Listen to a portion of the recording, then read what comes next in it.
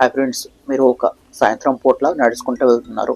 ఒక జీనీ కనిపిస్తారు. మీకు ఏది కావాలంటే అది ఇస్తాను అంటాడు. సో మీరేం కోరుకుంటారు? ఏదైతే మీ మనసులో ఉందో అది అయితే కోరుకుంటారు కదా.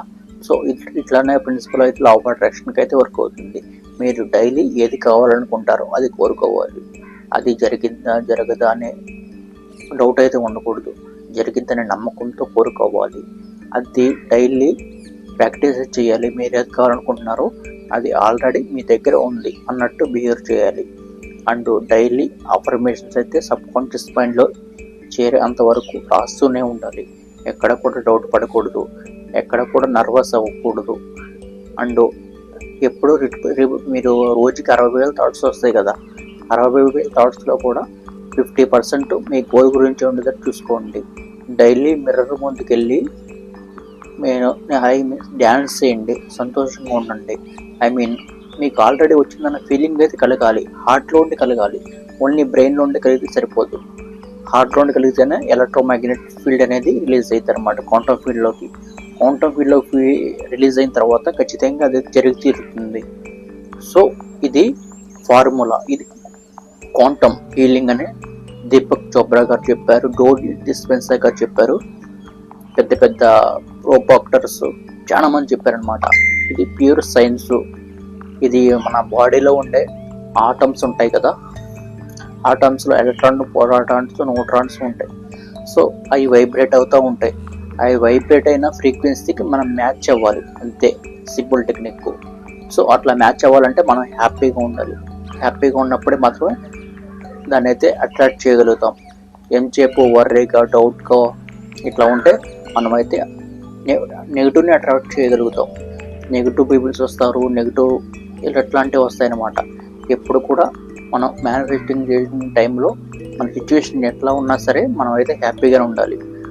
సిచ్యువేషన్స్ వర్స్ట్గా ఉన్నా కానీ మనం హ్యాపీగానే ఉండాలి. ఇదే ఫార్ములా.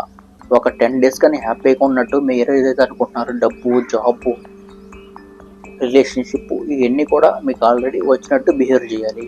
అప్పుడు మాత్రమే మీ కళ అనేది నిజమైతే అవుతుంది, మేనిఫెస్టింగ్ అనేది అవుతుంది. సో అర్థమైంది కదా.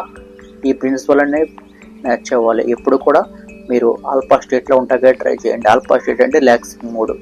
ఎప్పుడు 10 ట్రిప్ తీసుకోండి. ఒక 1 hour అయితే మెడిటేషన్ చేయండి. విజువలైజేషన్ అనేది మీరు ఏదైతే అనుకున్నారో అది విజువలైజ్ చేసుకోండి. విజువలైజ్ చేసినప్పుడు ఒక కార్ తోలుతున్నట్టు, ఒక జాబ్లో ఉన్నట్టు ఇవన్నీ విజువలైజ్ చేసుకుంటారు కదా. అవన్నీ ఒక పేపర్ మీద రాసుకోండి. ఆ పేపర్ మీద రాసుకున్నవన్నీ చదువుకోవాలి, డైలీ చదువుకోవాలి. అది చదువుకున్నప్పుడు ఏమైందంటే మన సబ్ కాన్షియస్ మైండ్లోకి వెళ్ళిద్ది అనమాట.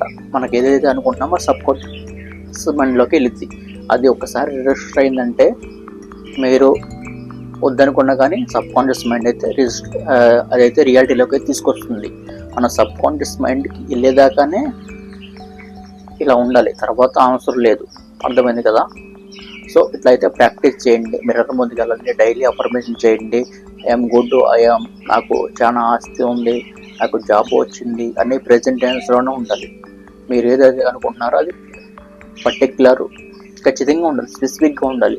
రెడ్ కారా, వైట్ కారా ఇట్లాంటివి అనేది స్పెసిఫిక్గా ఉండాలి. మీరు దాంట్లో కూడా డౌట్ అయితే పడకూడదు. ఒక 10 days చూసి ఏం రావట్లేదు, ఇది వర్కౌట్ అవ్వట్లేదు అనుకోకూడదు. ఖచ్చితంగా వస్తుంది.